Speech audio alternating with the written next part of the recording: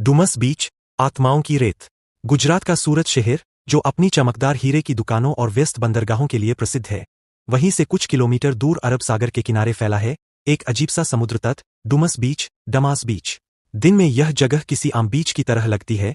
लोग घूमते हैं, बच्चे रेत के घर बनाते हैं और ठंडी हवा चेहरे को छूती है। लेकिन जैसे ही सूरज ढलता है, डुमस बीच का चेहरा बदल जाता है। उसकी रेत, लहरें और हवा, सब कुछ किसी अनदेखी ताकत से भर उठते हैं। शाम का सन्नाटा उस दिन रवि और उसके 3 दोस्त सूरत घूमने आए थे।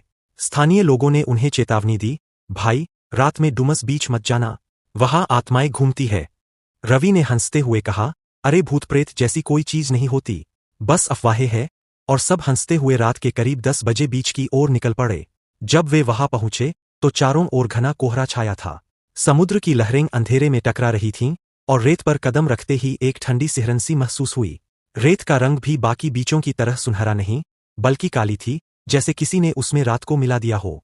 रात की अजीब आवाजें। चारों दोस्त समुद्र किनारे बैठ गए, बातें कर रहे थे। तभी किसी को पीछे से फुसफुसाहट सुनाई दी, वापस जाओ। वे चौंक कर मुड़े, लेकिन वहां कोई नहीं था। हवा तेज चलने लगी और समुद्र की लहरें जोर से उठने लगीं।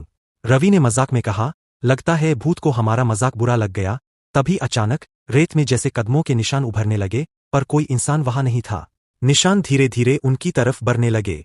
चारों के दिल की धड़कनें तेज हो गईं। अदृश्य परछाइयां। रवि ने मोबाइल की टॉर्च ऑन की, रोशनी एक झटके में बुझ गई। चारों अंधेरे में घिर गए। फिर एक ठंडी हवा का झोंका आया और लगा जैसे किसी ने उनके कान के पास फुसफुसाया, यह हमारी रेत है। तभी उन्होंने देखा, कुछ धुंधली आकृतियां रेत पर तैरती हुई नजर आईं, मानो कोई वहां चल रहा हो। उनमें से एक आकृति धीरे धीरे समुद्र की तरफ बढ़ी और लहरों में समा गई। सबके शरीर में झुरझुरी दौड़ गई। श्मशान भूमि थी। कई सालों तक यहां लाशें जलाई जाती थीं। कहते हैं, जिनकी आत्माएं शांति नहीं पा सकीं, वे आज भी इस रेत में भटकती है। वो काली रेत दरअसल उन राखों से बनी है जो लहरों में घुली थीं। कहा जाता है, रात में यहां कुत्ते भौंकते हैं, लेकिन दिखते नहीं। लोगों ने कई बार अनजानी आवाजें और परछाइयां देखी है, कुछ तो वापस लौटे ही नहीं।